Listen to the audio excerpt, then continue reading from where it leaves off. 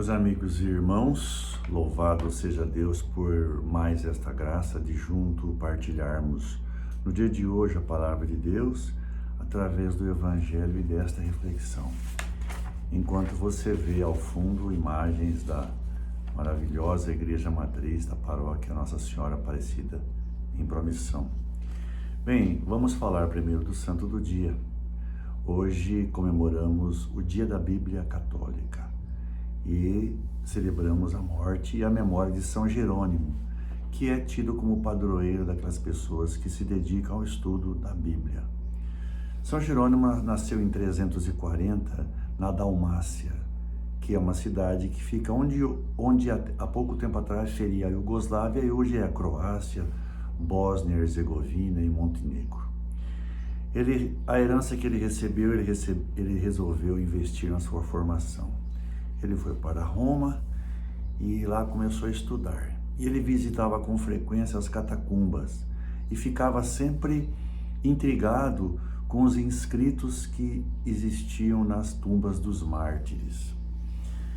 Ele teve um sonho, ao final do seu período em Roma, um sonho em que Cristo o censurava por ele apenas se dedicar à literatura pagã. Isso foi decisivo para a mudança que ele fez na vida dele. Ele foi batizado e foi peregrinar na Terra Santa para aperfeiçoar seus estudos, em especial das línguas em que a Bíblia, os textos originais estavam escritos, que é o hebraico no Velho Testamento e o grego no Novo Testamento. Ele foi ordenado aos 39 anos sacerdote e ele retirou-se para aperfeiçoar seus estudos. A pedido do Papa da época, ele começou a tradução dos textos bíblicos para o latim. O latim era a língua dominante e amplamente difundida no Império Romano. Os textos nas línguas originais eram de difícil compreensão para a maioria das pessoas. Foi um trabalho imenso. Essa tradução teve o nome de Vulgata e é através dela que a Bíblia que nós lemos hoje foi criada.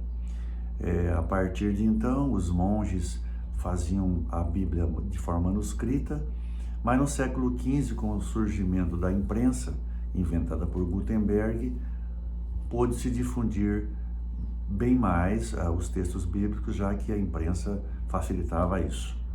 Ele saiu de Roma e foi para Belém, onde ele continuou seus estudos, suas interpretações e suas traduções também. Ele faleceu aos quase 80 anos, no ano de 420. Dentre as qualidades dele, os atributos, podemos dizer, dentre outros, que ele foi escritor, teólogo, filósofo, retórico, gramático, dialético, historiador, comentarista da Bíblia e doutor da Igreja. Bastante coisa, né? Que o torna uma pessoa realmente um santo especial para nós. Existe uma frase marcante dele que diz: ignorar as Escrituras é ignorar a Cristo. Peçamos a São Jerônimo que rogue por nós, ao mesmo tempo em que nos incentive para que prossigamos no estudo da Palavra de Deus. Vamos agora ao Evangelho do dia, que está em Lucas, capítulo 9, versículos 57 a 62. O Senhor esteja convosco, Ele está no meio de nós. Proclamação do Evangelho de Cristo, segundo São Lucas. Glória a vós, Senhor. Pelo sinal da Santa Cruz, livra Deus, nosso Senhor, dos nossos inimigos. Naquele tempo, enquanto Jesus e seus discípulos caminhavam, alguém na estrada disse a Jesus: eu te seguirei para onde quer que fores. Jesus lhe respondeu: as raposas têm tocas e os pássaros têm ninhos, mas o Filho do Homem não tem onde repousar a cabeça. Jesus disse a outro: segue-me. E este respondeu: deixa-me primeiro ir enterrar meu pai. Jesus respondeu: deixa que os mortos enterrem os seus mortos, mas tu vai anunciar o reino de Deus. Um outro ainda lhe disse: eu te seguirei, Senhor, mas deixe-me primeiro despedir-me dos meus familiares. Jesus, porém, respondeu-lhe: quem põe a mão no arado e olha para trás, não está apto para o reino de Deus. Palavra da salvação, glória a vós, Senhor. Meus irmãos e amigos, o texto bíblico de hoje nos ensina uma grande verdade. Seguir a Jesus é um trabalho difícil, é uma tarefa árdua e que requer uma série de renúncias. O primeiro personagem dessa passagem bíblica se ofereceu de ímpeto, no impulso, voluntariamente, para seguir Jesus aonde quer que Jesus fosse. Jesus respondeu que até os animais possuíam refúgio e ele não tinha nem onde encostar a cabeça. Jesus quis dizer que não tinha morada certa. Jesus conhece muito bem o que vai no coração de cada um.